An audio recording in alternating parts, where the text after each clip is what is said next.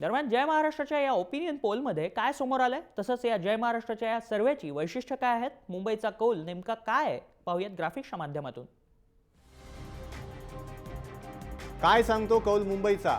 शिवसेना सगळ्यात मोठा पक्ष ठरू शकतो मुंबई महापालिका निवडणुकीत फेब्रुवारीमध्ये. प्रमुख चुरस ही शिवसेना आणि भाजपामध्येच असेल, त्यामुळे युती होणार की नाही यावर सत्तेची समीकरणे ठरणार आहेत मुंबई महापालिकेत. शिवसेनेच्या विरोधात अँटी इन्कम्बन्सी फॅक्टर नाहीये.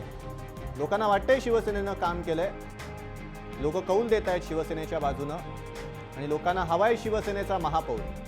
नोटाबंदीचा परिणाम मुंबईतल्या मतदारांवर झालेला दिसतोय, त्यांच्या कौल देण्यावर झालेला दिसतोय, त्यांच्या विचारसरणीवर झालेला दिसतोय. पंतप्रधान नरेंद्र मोदी, मुख्यमंत्री देवेंद्र फडणवीसांवर जनतेनं विश्वास दाखवलेला आहे. विकासाच्या दृष्टीनं या दोघांकडे जनता पाहते. मात्र शिवसेना सगळ्यात मोठा पक्ष असेल हेही इकडे विसरून चालणार नाही. बदलत्या स्थितीचा सर्वाधिक फायदा भाजपला होऊ शकतो. भाजपच्या मतदारांची त्याचप्रमाणे नगरसेवकांची संख्या वाढू शकते आणि भाजप कदाचित दुसऱ्या मोठ्या क्रमांकाची पार्टी बनू शकते असंही लोकांना वाटतंय.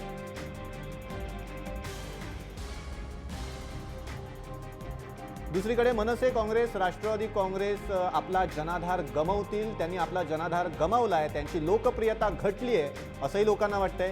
विशेषतः मुंबई महापालिकांचा जर विचार केला, मुंबई महापालिका क्षेत्रातील प्रभागांचा विचार केला, कार्यक्षेत्राचा विचार केला तर मनसे काँग्रेस आणि राष्ट्रवादी काँग्रेसनं जनाधार गमावलाय, विश्वासार्हता गमावली आहे असंही लोक म्हणतात. मनसेच्या मतपेढीला भाजप आणि शिवसेना खिंडार पाडू शकतात असंही लोकांना वाटतंय. मनसेचा मोठा कार्यकर्त्यांचा वर्ग दुरावलाय. आपण पाहतोय अनेक जण शिवसेनेत, अनेक जण भाजपात प्रवेश करतायत. त्याच अनुषंगाने लोकांनाही वाटतंय की मनसेनं आपला जनाधार गमावलाय. मनसेच्या वोट बँकला, पारंपरिक वोट बँकला कुठेतरी धक्का देऊ शकते शिवसेना भाजप.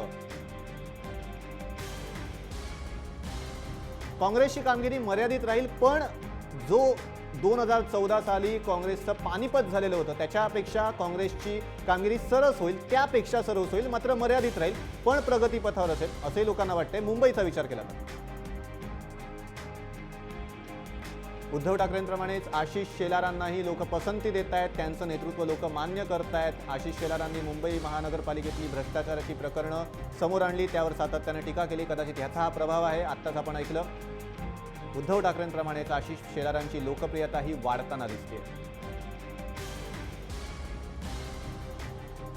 मात्र राज ठाकरेंचा करिश्मा आणि पक्षाच्या स्थितीला आता उतरती कळा लागले असे लोकांना वाटते. राज ठाकरेंची लोकप्रियता आता नाही जी 2009 सालच्या आसपास जी होती, 2011 सालच्या निवडणुकीत जी पाहायला मिळाली. तो राज ठाकरेंचा फॅक्टर, तो मनसेचा फॅक्टर आता दिसणार नाही असं सांगतोय कौल मुंबईचा. मुंबई शिवसेनेचंच वर्चस्व राहील. डळमळीत असेल थोडंसं वर्चस्व, मात्र वर्चस्व राहील. भाजपची मात्र घोडदौड कायम राहील. गेल्या वेळेपेक्षा भाजपच्या जागा वाढतील, मग युती होत किंवा न होत भाजपचा वारं आहे, भाजपचा जोर आहे असं सांगतोय कौल मुंबईचा.